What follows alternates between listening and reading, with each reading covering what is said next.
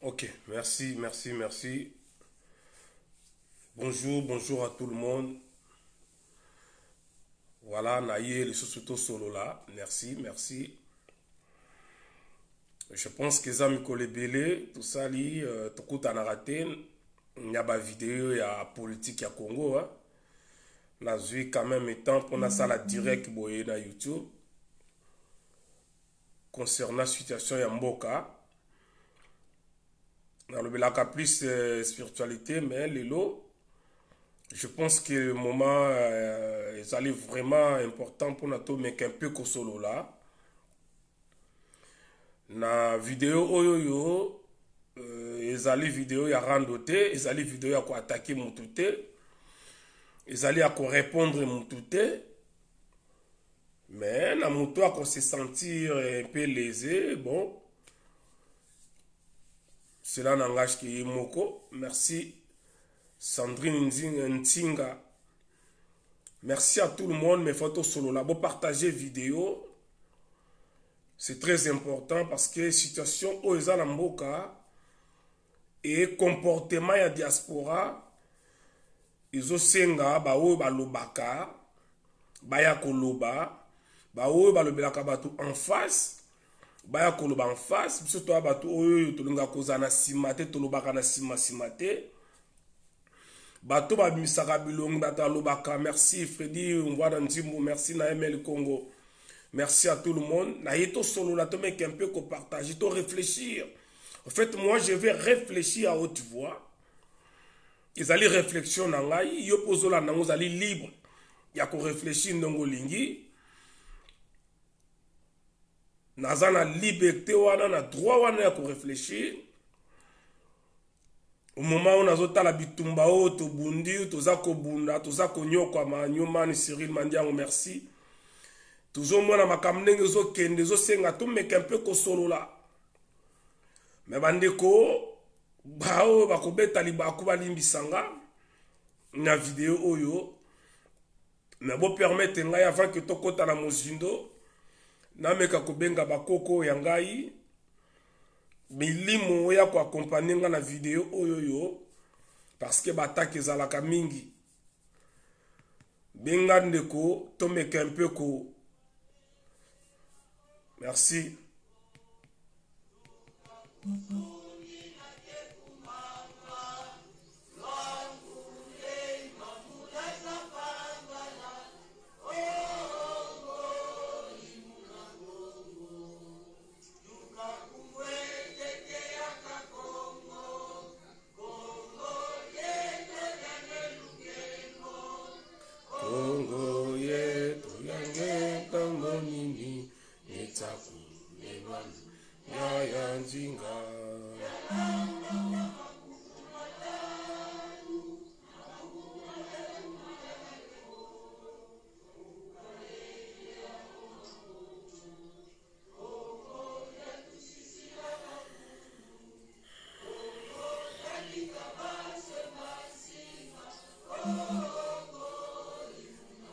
Una Congo Sala wayala wayana sana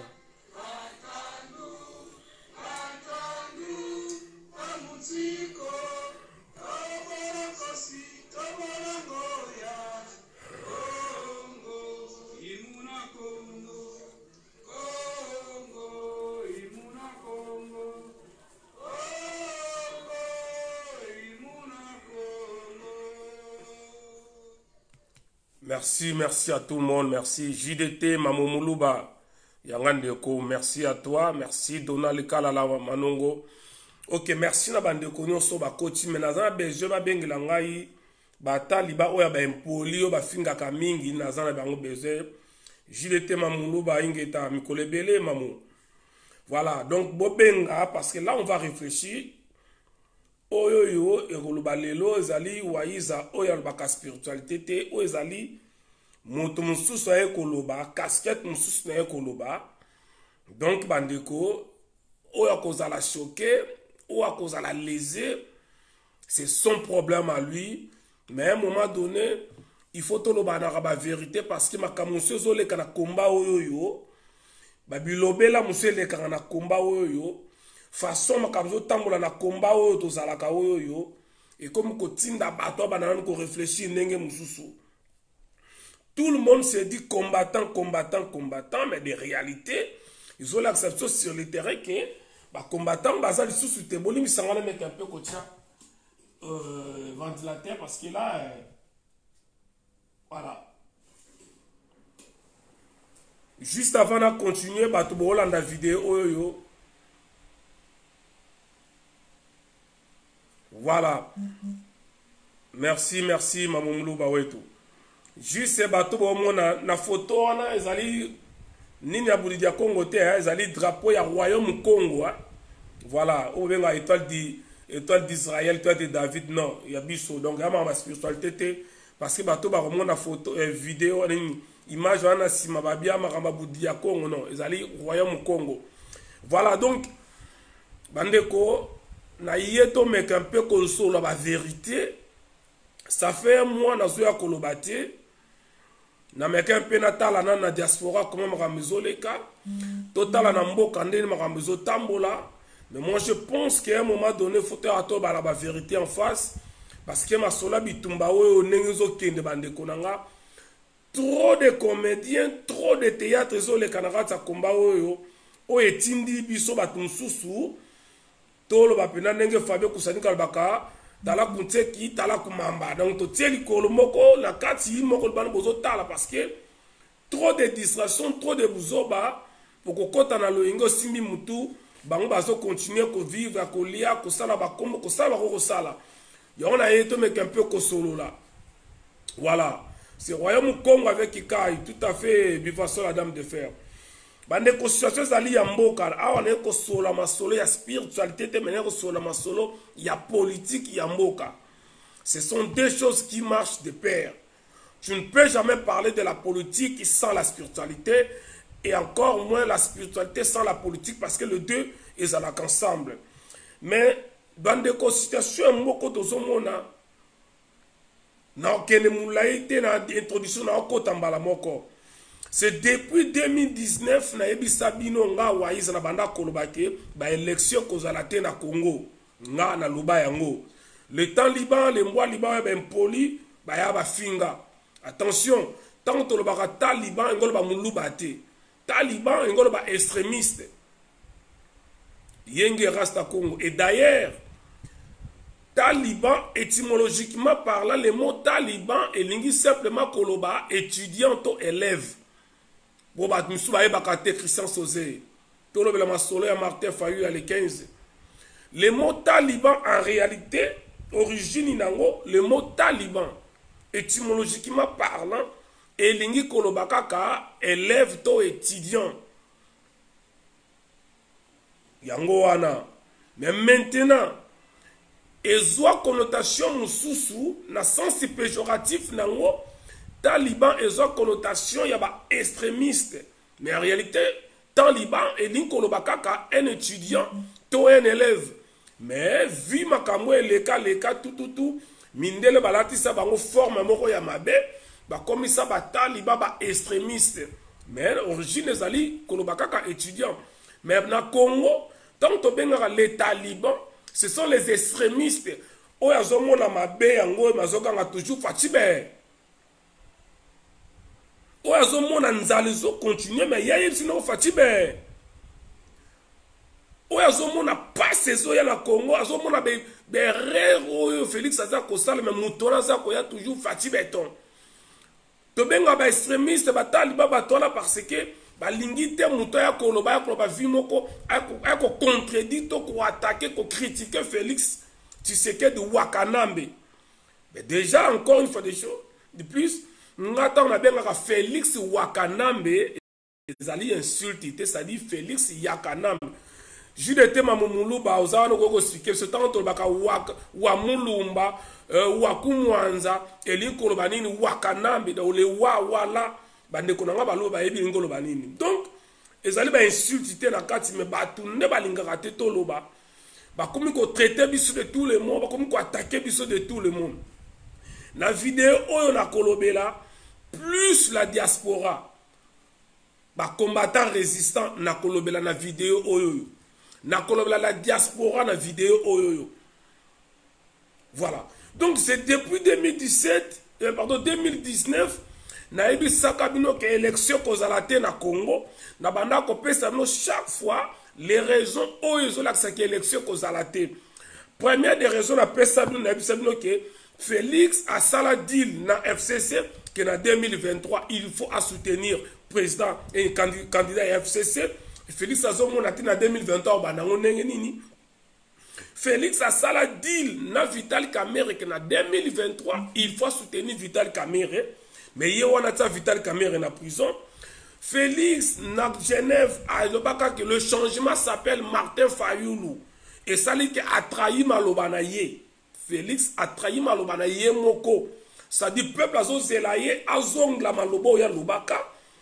Et quatrièmement, et cinquième ou quatrième, mais ça dit sous-souligné que si les lots n'avaient comme on attend, on a comme en 2019 déjà, donc vers fin 2019. Tant on a moni que mon côté babani ko voter mbongo comment babani ko épargner 150 000 $, nenge senga ki chaque année balongola 150 000 ou 150 millions pardon 150 millions chaque année pendant 5 ans pour organiser l'élection. Tant on a moni déjà que les premiers 150 millions n'ont jamais été épargnés et tinengana babande ko déjà que en 2019 que l'élection kozalate.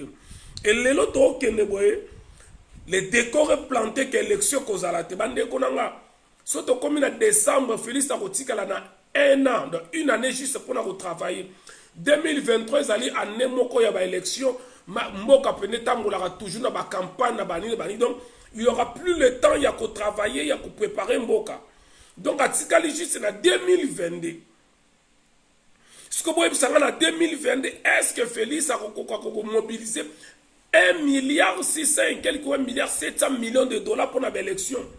Juste Makamambon, total Mamambon. Est-ce qu'il y a la possibilité de ça 1,7 milliard de $ pour l'élection? Ça c'est de 1. Exact. De 2. Il faut que Makamba Seni ici là. Bon, lui, ça va faire la parenthèse de Makamba Seni. Mais on a un souka Makamba église Kimbangiste. Église Kimbangiste na lobela bino na suka parce que na moni église oyo tsa suba désordre mingi ba drambe bataba Jésus ba tsa suba désordre mingi église wana ba romba église ba Jésus ba nini bo tsa biso ba désordre mingi na kozonga la bino bataba église na suka église Kimbangiste na kozonga la bino kwa kozala choqué je m'en fous bo benga na ka déjà ba église Kimbangiste bobenga na boyeba ke na mukongo moko boye aye azotaki alinga bana ko attaquer l'église Kimbangiste lelo. Donc déjà tout le monde qui que d'abord il faut battre mangwa seni o ti lelo les pasteurs babata l'église kaka ndenge moko bakokaka te ko pona nzambe boko ya kosambela ti lelo bazoko ko pona mutu moko te batia wana parce que le corps ba wela toujours intérêt na bango vous voyez. Donc il faut que Seni va changer de bureau à Seni. Et jusqu'à présent, rien. Il faut que fichier électoral ma loi électorale, cartographie électorale. Bref, tout ce qui est Seni, organisation, il y a élection, tout est là comme Morotenan Babandi. Ce que nous voyons, si vous êtes présent à Seni, si vous êtes combien d'années? Combien de temps Bakozawana? Ride Calagrâce, merci. Donc, vous allez comprendre que déjà, Kaka Marametal déjà Seni en Gomoko Kozale puisque 3 ans. Église Kimbangiste na Rozong la bino na suka. Na Kozong la bino ba traite na ba pasteur nos na Rozong la bino na suka vidéo. Après moi je m'en fous ako benga bengi. Mon église Kimbangiste ako benga ngai. Afinga nga na kofinga ye boyebi nga na fonctionner ndengwana mute ba église Kimbangiste oya ko benga nga po afinga ngai na kofinga ye vos menaces de 2 balles wana ba ya nzambe na bino wana na kolobela ye na suka lelo trop c'est trop. Vous rigolez avec les gens na prometteur na kozonga. Donc Juste pour le makambo ya seni, ezo senga biso au moins 3 à 4 ans kaka pona seni yango moko. Mbongo ezate bakam tout en ezate, bandeko. Mais maintenant, les décors est planté qu'il n'y aura pas des élections toloba yango bandakala. Bah oui. Mtuma ko ebisanga wa izale Congo sous occupation rwandaise. Mboka ezali occupé ba benga nango na ba élection te. Pourquoi bino ba combattant mais mozolo bia toujours na ba élection. Na koyebisa bandeko balobaka ke mboka ezali occupé ba benga nango na ba élection ne biso tolobaka oui c'est vrai. Mais il faut comprendre que langage biso tolobaka na diaspora yango te lo ba la Congo. Il suffit botala ba vidéo ba micro baladeur na Congo, vous allez comprendre que bana kini pona bango ba amona ba 2023. Boyoka ba propos na bango na 2023 to kosila na makambo seni kotela biso kadi matem ça dit bino na poto tambozo beta masolo ya soulèvement populaire article 64 na Congo bango kuna pa na bango bazolo bela makambo ya ba élection. Donc quelque part il faut comprendre que biso tozali na 8000 km toujours na kati ya bitumba mais bao baza na terrain où il faut transmettre message tozala bango na langage mon côté. Mais c'est vrai, peuple on a déjà prêt à déjà à côté ceux qui montent peli basa makasi ba côté ma pe pela nango pe ba yindi ça peut soulèvement populaire et ça la mi article 64. Tout ça ils allaient maintenant lobby là on peut na kati vidéo. Donc à un moment donné il faut comprendre que tokozala obligé ça c'est un, deux. Pourquoi il faut qu'on le élection? Nous avons en face de nous, ce sont des politiciens. Un politicien causelate a ouvertement langage, il y a des combattants, il y a diaspora na TV. Ngai on a vidéo na zolo ba oyo isuka pa na ngai na lobby awa isuki awa. Merci Maïmona. Na lobby awa isuki na wa communauté congolaise mteyo kanga. Mais ces politiciens, ceux qui ont lobby, les Kambuboka, sali interview moko, merci Alisiko. Ceux qui sali interview moko, malobana bango et kendaka koleka. Donc du coup, bazako se contrôle, ba contrôle la kamalobana bango de peur que, ba yé ba ko retirer bango na ba cour cité. N'oubliez pas, pour la qu'on résister, il faut qu'on existe. Il y a un moment basala qui tout, basimi sa faille nous touche, ba kangaye pour casier judiciaire naye. Et bien, pour se représenter dans l'élection. Il suffit que bisoto tellement qui wana makambo sala kinini et ils ont qui sima bavanda qui kima moi ba toucher Fayulu les athées. Donc bango baza politicien Martin Fayulu azali politicien to ba politicien on baza ba politicien ba miyibi oui ba traître oui ba collabo oui ba compagnateur oui ceux qui nani oui mais na souka lango faut comprendre que baza ba politicien olinga te ezaka ka bango ne ba ko représenter biso kuna aucun congolais ya diaspora a kolonga ma colonie akeno kosala quelque chose kuna na Congo azate. La preuve en est 23 ans ngoyo mukolo moko to bomata mwana kuberwa to bomata muwa ya André Kimbuta te to bomata ata eloko moko te to sala. Donc quelque part faut pas comprendre que les politiciens, par exemple, le langage na bango ya politique, oh, et puis il faut comprendre. Mais maintenant, il y a un problème qui se pose. On peut tout bon koya koloba keba politicien wana, a Martin Fayulu wana, a Zoya Kolali Sabatu Ponge ba bébé, a Martin Fayulu, a comme la politique Etienne Tshisekedi. C'est bien koya koloba yango. Na koloba yango nyonso. Mais si on était au moins intelligent, ceux qui n'ont la diaspora au Batamaye bazalaki, ceux qui n'ont la diaspora au combattants résistants, les gens qui n'ont pas bazana bongo, moi je pense que il fallait que tu aies saisi l'opportunité de faire ça merabiso. Martin Fayulu a bimi si peuple malebele na balabala, mais na yo kaka langage moko ezali awa. Mais Fayulu a so bimi sa peuple. Pour ne pas kosala nini après ba marcher après ba baliki ba zonga na bango na ndako. Fayulu alingi kaka ba marche pacifique. Bango la moka wana balinga ba marche pacifique. Félix akoyoka te ba marche pacifique te. Les Rwandais bazana mboka ba koyoka na marche pacifique te. Ça c'est vrai. Na ML Congo alobi article 64 soulèvement populaire la révolte de l'esprit. Merci. Na ML Mama Didim. Tout le monde le sait. Ah non, pourquoi on va marche pacifique? Ça c'est bien. Mais, Tozali na kati bitumba, tous les coups sont permis. Moi j'aimerais savoir, politiciens nini oyaza ko empêcher diaspora s'organiser pour un soulèvement populaire. Et là on a yeba. Et loko nini to nani oyaza ko empêcher biso diaspora to profiter na ba marche wana oyo fayu la bengi saka pacifique o ngana to se pelate. Mais to profiter nango to bongola yango comme marche moko ya marche moko ya kanda ya révolte ya soulèvement populaire. Donc vous allez remarquer que les Congolais nous sommes les premiers ya ko critiquer batu, ko attaquer. Oh nakata diaspora tozala ba leader ya ko sakanate. Bon. To benga ba leader.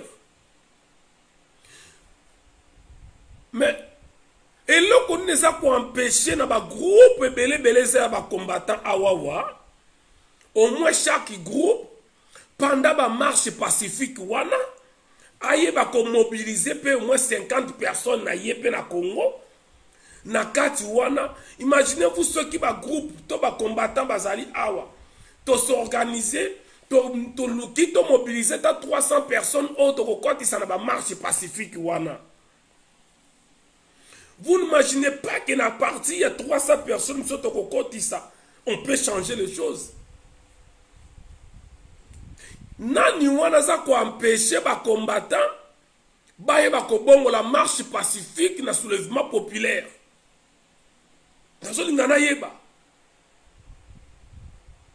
Parce que koya ko attaquer, ko critiquer, ça allait très bien. Koya ko loba, ça allait très bien. Mama Didine que c'est un soulèvement populaire que allez bien makasi. Surtout dans la situation à Congo, il faut soulèvement populaire. Mais le soulèvement populaire n'est pas un slogan. Le soulèvement populaire n'a jamais été un slogan. Bah préparer Kayango. Si le moment où il y a préparé le soulèvement populaire, où il y a comment on est slogan, mais regardez la diaspora, silence radio. Silence radio na diaspora. Kaka koya ko attaquer. Bazo beta kutu makamu, bazo beta ngu kara. Or journal le 15 oyo Martin Fayulu zo bengi sabatu na Kinshasa. Si na diaspora on était un peu censé to akita batu moko ya ko lamuka, to récupérer ma solo wana. To récupérer ma solo, Martin Fayulu qui na marche na en tant que politique normal et puis so va combattant to ke na lumbe monte na Kinshasa. Parce que kolobeza facile mais ko sala ne a problème. Ceux qui Fayulu lamuka na Fayulu baza ko jouer jeu ba occupant. Maintenant que fait la diaspora? Que fait la diaspora boye bisanga? Et na kata diaspora to zala ba nenge na nenge yoka ba kombo. Yoka ba titre, boyoka ba titre ya na diaspora.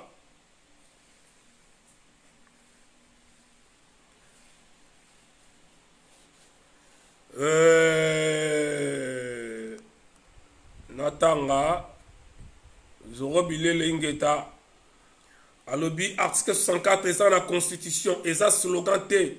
Il faut que yebisa ba politicien ba yebisa peuple article 64 batika. Voilà. Batika makambu ya baseni na ba élection kozalate na 2023 donc article 64. Mbuta Zorobile Lingeta, merci beaucoup. Le sac aussi kozali. Mais permettez-moi de répondre yo. Oui. Article 64 ezali slogan te et ça na kata constitution. Ba yebisa ba politicien ba yebisa peuple. Que article 64 soulèvement populaire. Ça c'est trop bien. Mais ngana ngana yeba sikoyo. Soki article 64 eza na kata constitution eza slogan te. Nani oyaza kwa empêcher pe diaspora oyo yope tozana ba leader pe na diaspora awa au moment où bango bazo sala ba marche pacifique. Soki fayu la misi bat na marche pacifique. mbuta zoro bilele eloko nini eza koempêche biso na diaspora awa na kati ya marche pacifique wana biso tokomisa yango sous le vent populaire parce que nous avons la possibilité soki tozalaki organisé tonga tosala yango na 2015 mouvement eningisaka pendant 3 jours mopepe utaka libanda yo oza mieux placé ya makambo oyo po yo oza muta nzungu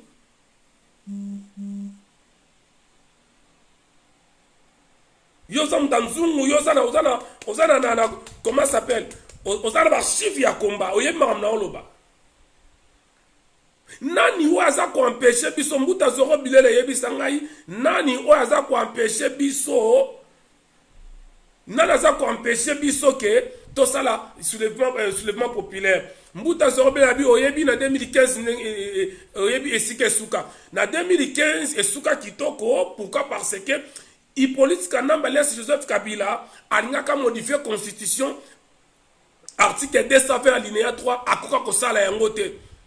Pour la première fois toyoka kengo na Sénat no banalingala ke mobeko oyo ekolekate. C'était pourquoi? C'est parce que le peuple a tellement qui, y compris la diaspora, tellement qui ensemble dans le peuple, on est à Kinshasa, to bloqué qui Kabila. Et ce qui est là, Kabila perdant moins d'ambo pouvoir, on a perdu que Félix Azor, moi pouvoir, on a un d'ambo. C'est parce que la diaspora et le Congo, tellement qui ensemble. C'est d'ailleurs à partir de la date, le 19, le 20, le 21 janvier 2015, après le jour, on a comment qui kokata, Internet, ceux qui manifestaient dans la Congo, parce qu'ils avaient compris que mon peuple a demandé à la diaspora. Et maintenant, la diaspora, que fait la diaspora? Fayoula yebi sa peuple que article 64, d'accord. Ce qui Fayoula zobeng sa peuple pour la marche pacifique, mais bisoto saisir opportunité, wana. Parce que nous avons fait une marche dans la musique ezate, mais nous avons fait une marche, tous en marche, wana to balolengo. Mais pour autant, dans le moment où on a la diaspora, barando. On a oyo kana oyote, on a oyo kana oyote, on a makamanga makamezanga tina.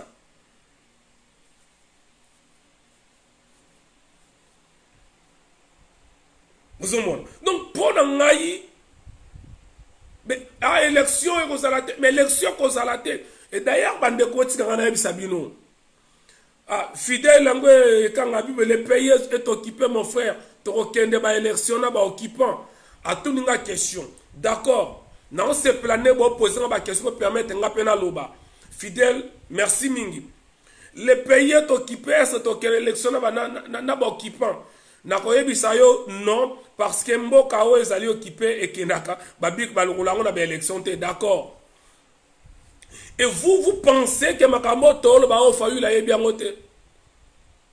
Et qui est ce politicien congolais, le Belakamakamo, qui passe dans Congo, le Fayou? Azate. Awaïza, Yo Moussala n'a pas défendre Fayou, oui. Oui. Il faudra défendre Fayou, parce que normalement, le Congo est bien salaté. Mais maintenant, fidèle à répondre, yo. Mboka est allé occupé, d'accord. Si comme il y a des sanga maintenant et l'on connaît ni diaspora zo sala pour na olongola mboka en occupation. Nga question na yeba yango ça ngana zo musala. Vous savez le faible. Le faible c'est celui oyoke azwaka échec na ye apesa kango toujours faute pas ya bato mosusu. Ce sont les faibles. Un responsable c'est celui qui assume ba makambu na ye. Mais ba faible bazalaka ceux qui nazo zoate c'est tata mwasi wana ceux qui m'ont ça vous allez intel. Ça ce sont les faibles. Le pays est occupé donc il y a une élection d'accord mais maintenant biso en tant que leader nini otoza kosala na diaspora lelo pour na koyeba kosunga mboka wana elongwa na occupation à part d'élection.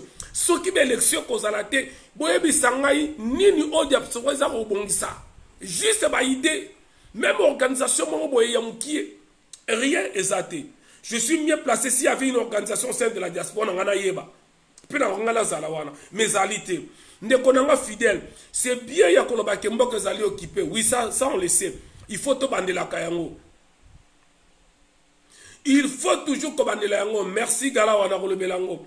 Mais si on est c'est bien que ça allait occuper. Bah, qu'il y a une élection, que ça allait occuper. Bah, ça, la élection n'a pas été, d'accord. Et après, nini tozo sala.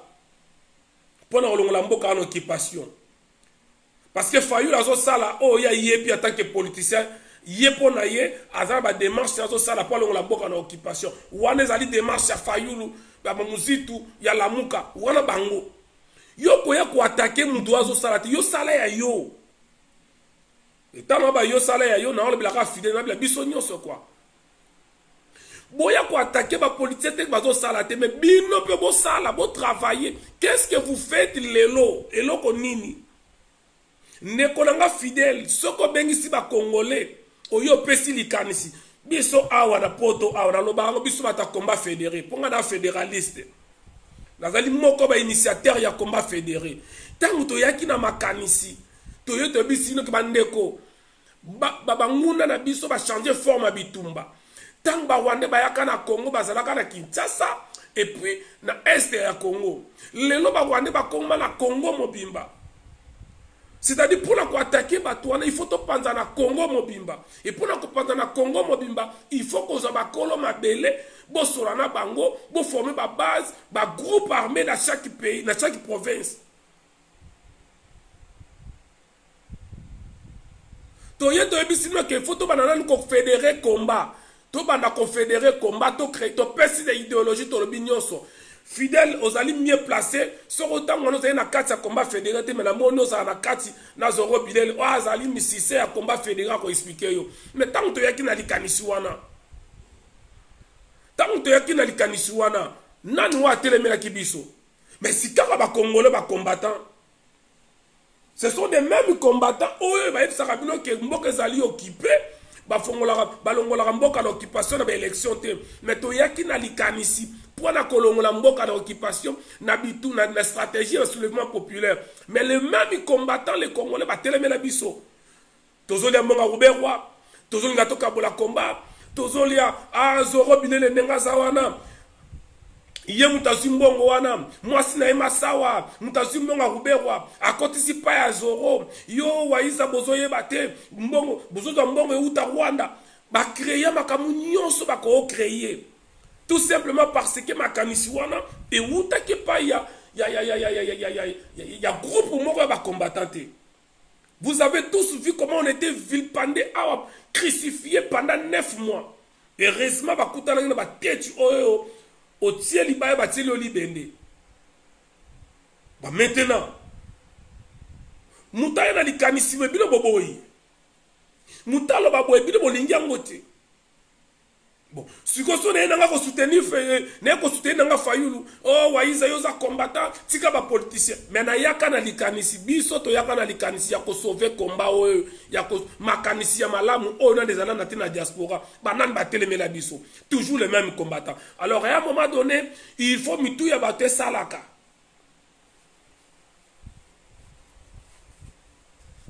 Mboke zali occupé, d'accord, mais maintenant bo sala nini? Là, c'est toi qui as l'élection. Bandeko, dans le barango chaque fois. Ni t'étais participation, Martin Fayulu m'a dit les soldats du peuple dans l'élection. L'élo, t'en as battu que Félix, ça sera 15%. L'élo. Ce qui Fayulu a qu'un élection, on a été. T'en as battu que Félix ou Kanamba, ça l'a dit, n'a eu politique Kanambe. Ce qui Fayulu a qu'un élection, tonga toye bate ke loko zo diriger Congo les ali ba accord ya Lemera parce que na kati ba accord na kati ya accord ya Lemera et lobi ke na article yango 7 soki to bengani Mobutu to kopesa nationalité collective na ba Rwandais nyonso avani depuis avant 1960 accord Lemera yango la bomona ki Félix na Londres na Belgique ayaki kolobake baza bandeko na biso ba congolais parce que il s'est référé na accord ya Lemera ya article 7 ya accord wana donc ni de participation ya Fayulu tonga tous a raison le bitumbate le autre to bonisa Félix ponani parce que nous avons des éléments combattants zolanda ngai oyo asalaka video oyo akomana bastatut oyo asalaka makambo nyonso lelo soki ozwa raison ya koatake Félix lelo c'est parce qu'il y a eu participation ya Martin Fayulu. Prouvez-moi le contraire.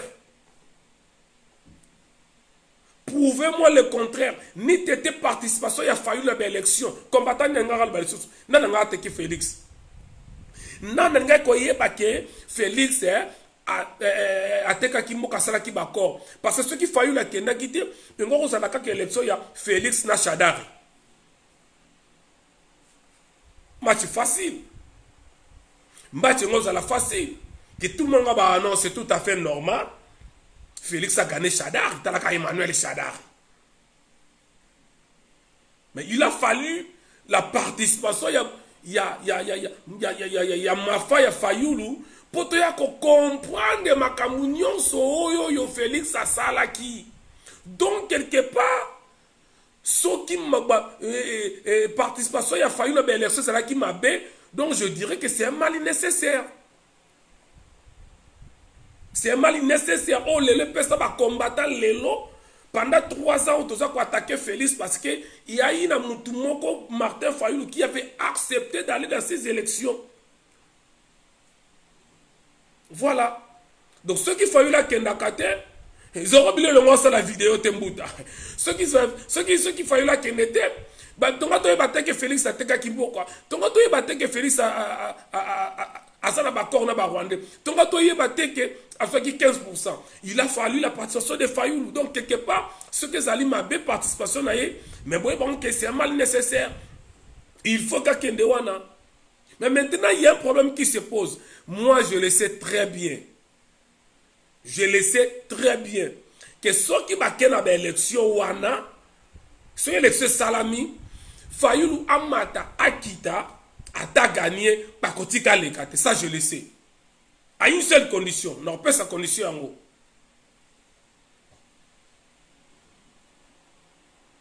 Na ko pesa no condition en haut. Na yeto bien très bien que ceux qui va ken na élection nengo to mona lelo ata Fayulu a gagné bakolingaka jamais Fayulu akomawana. Non seulement Félix Yemoko, mais même la communauté internationale va bloquer Fayulu parce qu'il dit que Fayulu Azali très radical. Mais il y a une chose. Ceux qui va faire l'élection, pour que Fayulu a récupéré le pouvoir, il faut que Bissonne soit tel et matos à l'Ilbamoko. Malheureusement, heureusement, il a formé na bandeko. Olinga te. Fayulu azana langage msusa koya koloba na TVT. Cause la Fayulu te yakobalo ke soulèvement populaire. Et kotika lo sala mate. Bandeko to solo la. Akotika la koya koloba te ke soulèvement populaire koya koloba yango te. Mais yazo bengi sabatu na marche eza pacifique. Entre guillemets, na miso za pacifique. Moninga ne Congo que sozo tout nanga mikolo nyonso mais to profiter na ngoto bongo na masolo.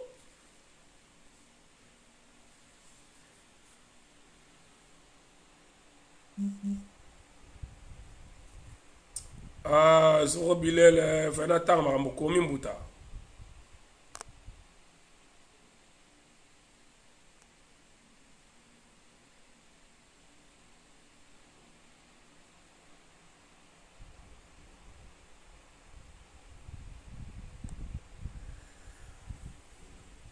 Nazolu kanatanga makambo mbuta komia wana amona ngote mbuta Zoro.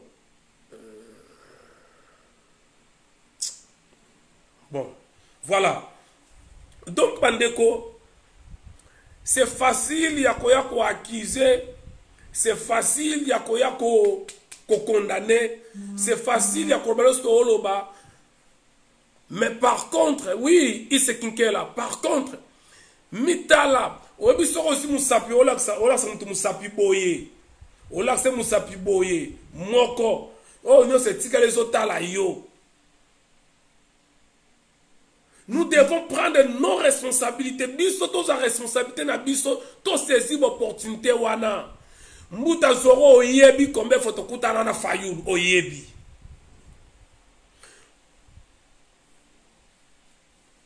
Oyebi question te posaka Fayulu au cas où mutu moko simi minduki abimi. Réponse à Fayulu que ça ni positionné que ça la nini oyebi. Trop ba sur la TVT parce que muta zoro oyebi. Oyebi. Oyebo te proposaka Fayulu a salela ka to salela te oyebi.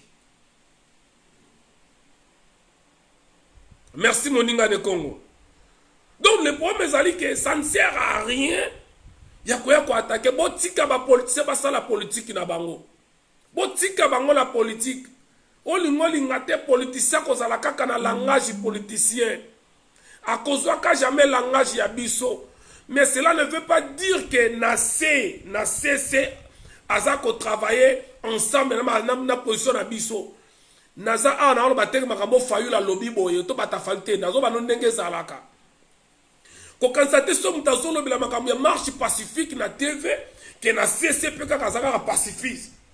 Ko kanisate. Et là qu'on est sanga nana za ko empêcher bino diaspora bo s'organiser nani. Ngano zo ngana ba moninga ne Congo nana za ko pekisa diaspora et s'organiser. Batomboli ko s'organiser te. So ko bandika ka bo ndoki mo fabi manakati.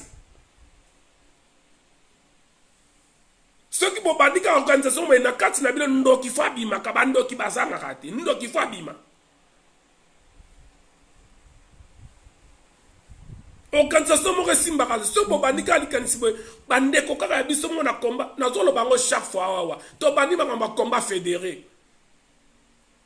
Ba biso wa batete biso wa izo ana zala ka muzombo ba combattant. Ba combattant.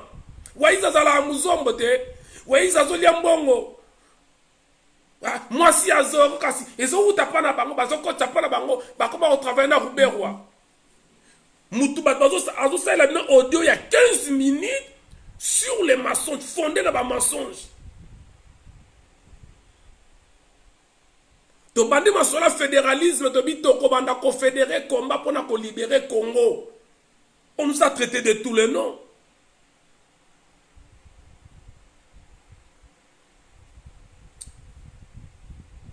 Siko bande ko boye bisangai na moni bosenzo ari akoti bosenzo ari nde ko boye bisangai nana za ko empêcher diaspora à la soulèvement populaire na Congo. Qui est ce politicien qui empêche le Congolais ou la diaspora?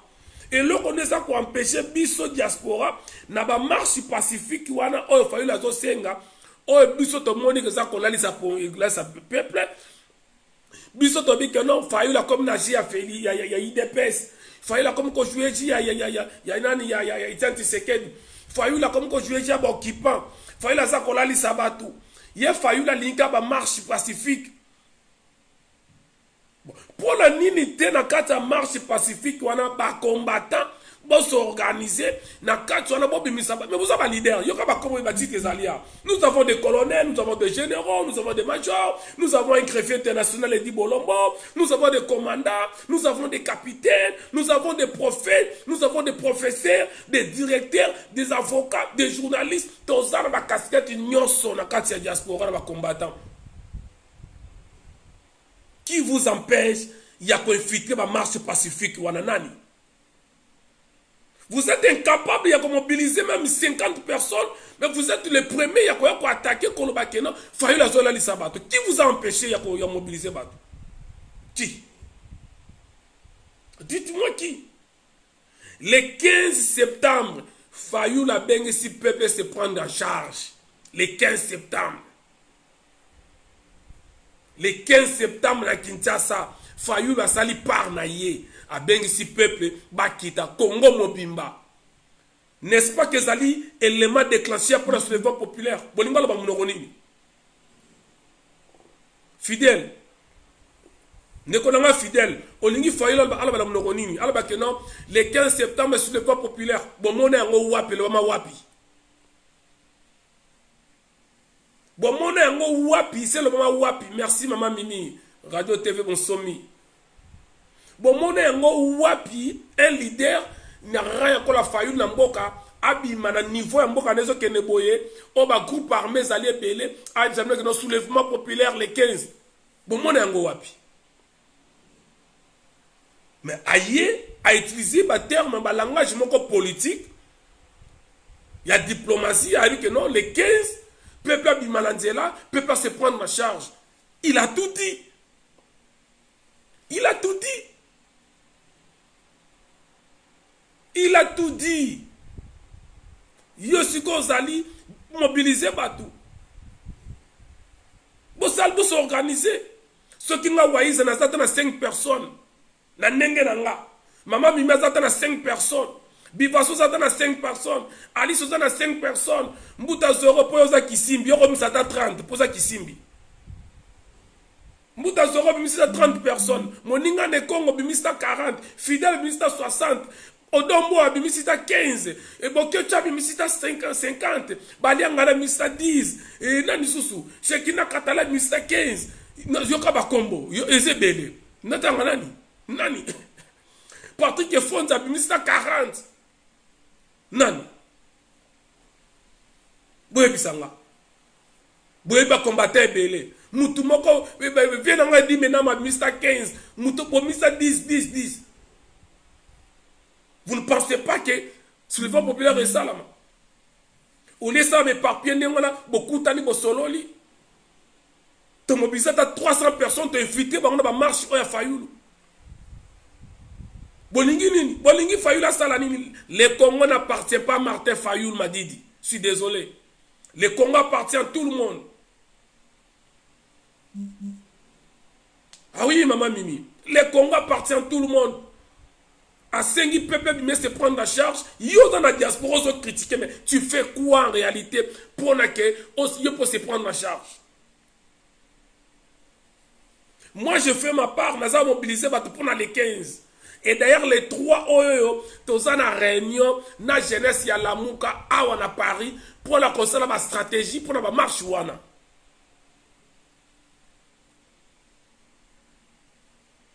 Bonito Salaneni.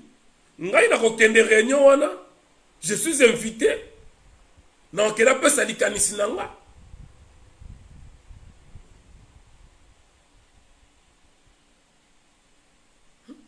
Ah oui, moninga ne Congo. To mobiliser bandeko. Bandeko basa na Congo. Mutunyo sala na vidéo on a la zolanda te. Mutunyo sa na ndeko na Congo. Nini yozo sala pour bandeko na Congo mukola le 15 wana. Olingi soulèvement populaire mais oza ko sala nini pour na soulèvement populaire. C'est ça ma question. Que fait la diaspora pour le soulèvement populaire au Congo? Oui, bisanga. Fayoulou traître, d'accord. Fayoulou a joué J.A. occupant, d'accord. Mboka Ezali occupé parce qu'il y a une élection, tout à fait d'accord, monsieur, madame. Maintenant, en revanche, Tozo Salanini. Tant que yo boy, oyo, c'est quoi ça, oyo. Ou bien, yo sera boy loko, moi, c'est que permet aux gens de camisson sous. Oh, bah, français, bah, tara boy. Trop. On parle trop. Toloba trop. Toyala makanisi bat boboyi. To pesa li kanisi boboyi. Fédéralisme ende boboyi. Bon, ok. Waïsa a continué na vie na depuis 2016 dans Zarana Martin Fayoulou. Même à ta peuple mon côté. Bon, que tu as envoyé. Greffier international a yebi depuis 2016. Nazarana Fayou. Depuis 2016. Tant qu'on a Fayou la zawaza ote. Mais là, comme on a empêché, il a combat depuis 2016. J'étais même le coordonnateur, il y a Vision Fayou l'Europe, mon bimba. Moi. Mais s'il faut qu'on descende dans la balabala, Nazarana ligne à Liboso. Nazarana ligne à Liboso. Et empêcher en ligne. S'il faut qu'on ait la vidéo pour attaquer Fayou, na yaka na sala ango. Parce que dans le barango, on a na sima Martin Fayou luté. Yo soko zalaka na sima ya leader na bino, on a na sima Martin Fayou luté. On a na pembeni ya Martin Fayou. Naza pembeni na ye. Na tambola na ye. Ah oui? C'est un vieux qui me respecte, qui me considère surtout. So na bengi ayambaka nga soki azwi ngai te azwi ete arapele ngai soki azomona nga tatindaka bato balukela nga waiza parce que ezali mpo na nga c'est plus qu'écoute qu'un politicien, c'est un papa pour moi. Alors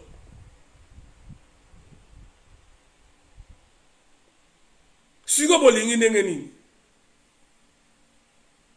babengi sibino, prenez-vous en charge. Boss organiser la diaspora. Laissez Fayoulou tranquille. Laissez Martin Fayoulou tranquille faire son boulot. Et toi, fais les siens. Ou les tiens. Botika Fayoulou a zosala oya yi attaque politicien. Yo combattant résistant. Sima Mandoki. Télémis sa peuple. Point bas. On est fatigué dans la critique. Et comment on a un discours? Bakenda Alexandre Namboka Ozali occupé. Et comment on a une récitation? Fayoulou a comme qu'on joue un rôle et il tient Tshisekedi. Bolinga va marche pacifique. Bla bla bla bla bla bla. En réalité, coquille vide. Question dans Otuna.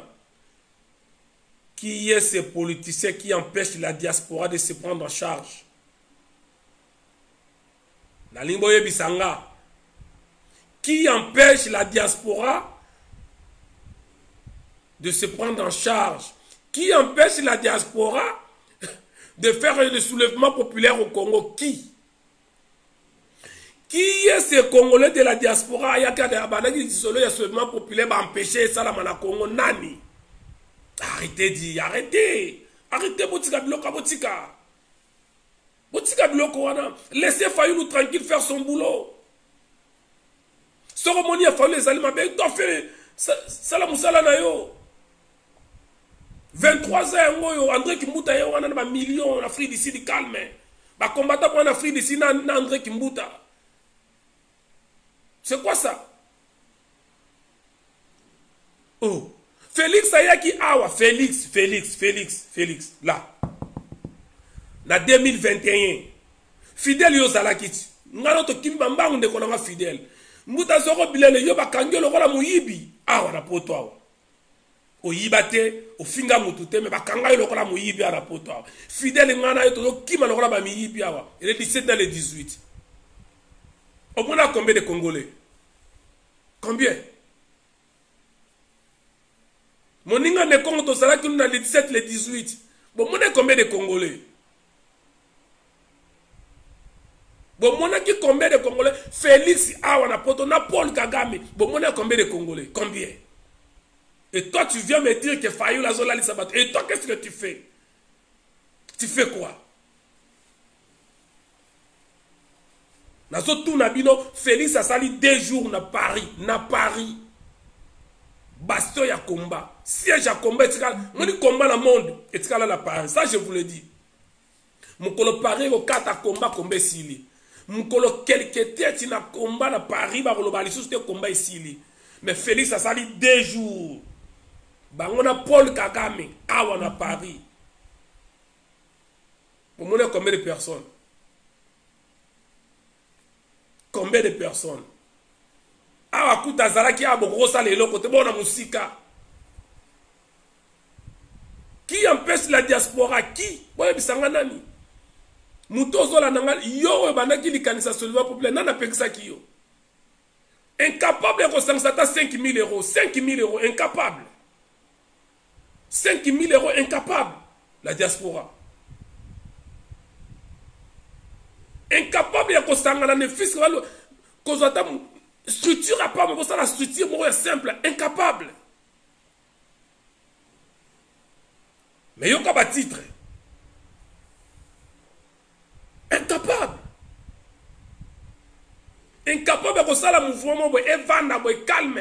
6 mois, 7 mois, incapable. Oui, Basile le visionnaire, même 1000 euros, il n'y a pas mal de diaspora pour s'engager, incapable. Mais vous êtes les premiers comme Félix, Fayoulou la Lissabatou. Oh, bah arrêtez quand même. À un moment donné, il faut te rassonner.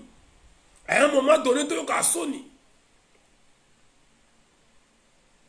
À un moment donné, tu as Sony. Qui est ce combattant azali capable? Nabi combattant azali capable de Canada via 500 000 €. Qui? Parce que vous pensez que le soulèvement populaire, ça demande des millions. Ce va millions de 50 ans, bon belé. Soulèvement populaire, par exemple, au Congo, il faut que vous une affaire à 30 000, car on a un coup, c'est 30 000. Puis il y a un qui est 30 000. Et 1 000 €, vous êtes incapable. Bon, tu as 1 000 €, tu as 1 000 €, tu as 1 000 €, tu as 5 saka batu, pas sangan, ya pamba. Mbuta dada abina fongola tchomo, no tchomo kaya ngona osale lati. Na sala mususu, na eba na sala téléphone mususu. Quand téléphone moko on sala direct, je suis désolé. Ordinateur, il y a le problème, il y a caméra, on a sala téléphone. La diaspora incapable ya kosangisa mbongo, 200 € ya pamba incapable. Balingi soulèvement populaire. Ça c'est un. De deux, incapable de poser ma base na Congo. Le seul, bandeko, banda combat ezala combat. Le seul mouvement, o ezana batu na Congo, o ezana na batu na Congo, c'est Kinto Adibe na Congo, o ya biso na bazoro. Ba mama Didi, ba nene Panzu, ba Galawa. Le seul mouvement où ils ont 800 quelques personnes, les seuls, le seul, aucun combat, aucun groupe va combattre dans le Congo. Exacté. Tout le monde va battre le Kouta, Louvounou va battre. C'est dans le soulèvement populaire. Na combien d'habitants? Na bateau wapi? Oh. Là, vous prenez les gens pour les cons. Merci Mouta Dadiab Singabachepi Bassala Masolo. Bah oui. Le seul mouvement banda combat, au bazar na 800 personnes à Congo, c'est Kinto Adibe na Congo, Kabeka, Oyabiso.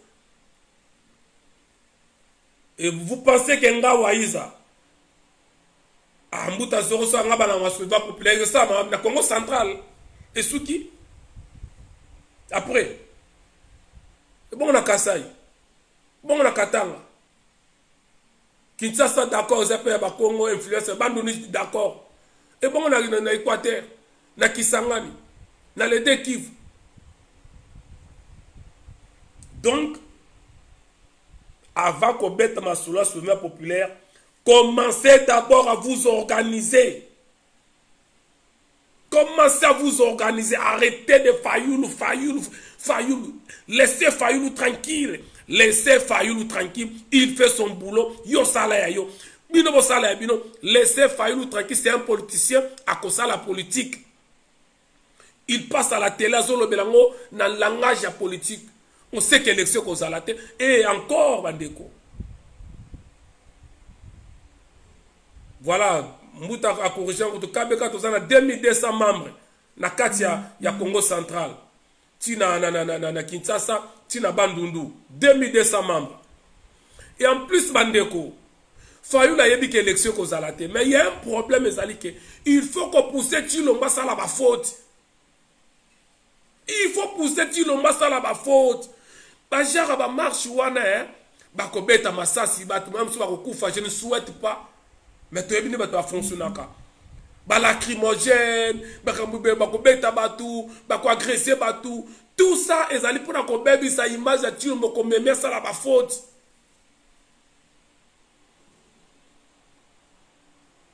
Ah ouais, Basile le visionnaire, faut que ça va en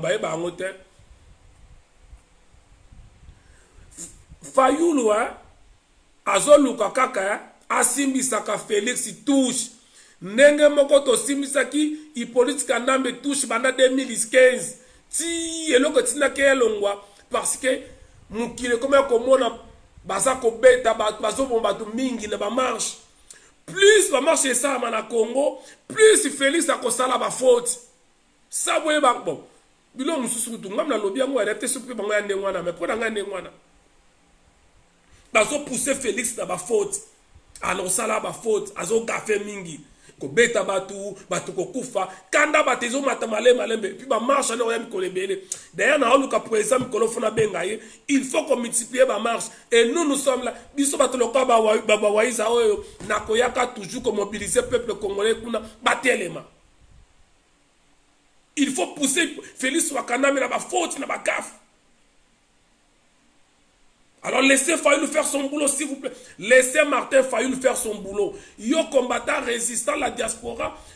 Ça la peut moussala, organisez-vous. Fayoulou a côté de Félix, ça la va faute. Pour la moukilie mona. Parce que l'élection qu'on a en 2023, élection qu'on a en 2023, diaspora, vous avez préparé nini. Question pour un champion. Élection en 2023 qu'on a diaspora ça qu'on prépare ni point bas. Voilà bandeko. Est-ce qu'il y a un lobby à la fingi mutu? Est-ce qu'il y a la fingi mutu? Mbuta zoro bilele. Est-ce qu'il y a la fingi mutu? Bandeko nyoso ya kabeka kinto adibe na Congo. Je crois le premier ou le deuxième samedi à mois d'octobre. Dans une réunion extraordinaire, il y a conseil d'administration. KBK. Là, je parle de KBK. Quel est le Congo? Ah oui. Toza Kobengisa Bakongo. Waïsa Tibali, c'est d'accord. Tozo Bengisa Bakongo. Mais Moussouba Lobelago na 4 Kinzondi. Oya un message après la bandeko. Toza Kobengisa quel est le Congo? Ya Bandundu, ya Bakongo, ya Kinshasa, na réunion pour la Marambetali KBK. KBK na Congo. Ya mbute on a solo bela. Donc, to bengi si bandu, ba réunion ya KBK izoya. Merci de bande kobola ningai. Na ngona to tuna, est-ce que na fingi mutoa? Na fingi te. Mais c'est tout à fait normal, yo se pelate, yo na ye kuna bo se pelate, na ba popo nanga. Moi je suis comme ça. On a raisonné kaya on a yara oloba. Ba tanga maloba na muno côté. Ba peksanga petna lo ba moment na bi ke na finga mutute. Mais muto amoni moyen toi ko finga na commentaire na ko finga ye. C'est comme ça. Obenga na téléphone pour finga na ko finga yo. Obenga to so to solo libye. Mais ala le bien na fingi mutu. Merci à tout le monde. Le 15 septembre, Bengande Konayo partout na Congo, Abimana Balabala, à se prendre en charge. Les Congos n'appartiennent pas à Fayoulou, les Congos n'appartiennent pas à Mouzitou, les Congos n'appartiennent pas à Lamouka, les Congos appartiennent à tout le monde. Et tout le monde doit prendre ses responsabilités dans Maboko. Ingeta, le 15 septembre, Banakin, Bob Maibele, et puis Nakozonga, les gens pour mobiliser, pour le 15. À Tezali Mars Pacifique, pour avoir mes athées, mes biso ba combattants, to mobilisé à 300 personnes. Na quartier marche Pacifique, biso to yindisa et kozala malamu pour le coup Congo et d'ailleurs Martin Fayoulou pe akozana sima ceux qui ont eu pouvoir au bimisi minduki aussi minduki Fayoulou akozana sima à soutenir yo réponse oya pesaka mkoto kutana na ye biso nyonso na reno to zala nango ingeta to kutani mbala sima bakoko bazana bino mais bo permettre nga avant to kabwana toyoka hymne national ya Congo de Antotila bankulu bazaki na biso na vidéo basila ça na biso ensemble ingeta tolanda boyo zali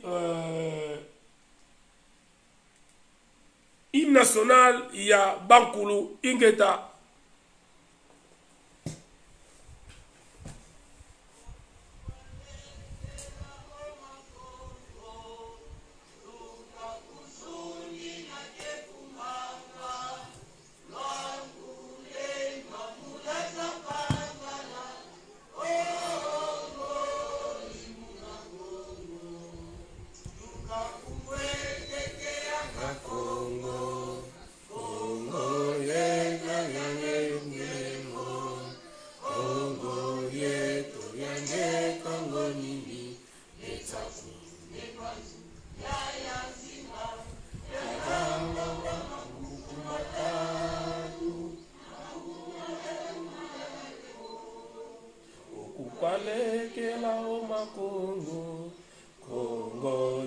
musila babakulu Kongo tabika basu basinga Kongo imuna Kongo Baba Kongo ahedu anza Sala wayala bwayala nsanda Vatandu kamusiko Tobola nkosi tobola ngoya Imuna Kongo ingeta. Merci à tout le monde. Ingeta.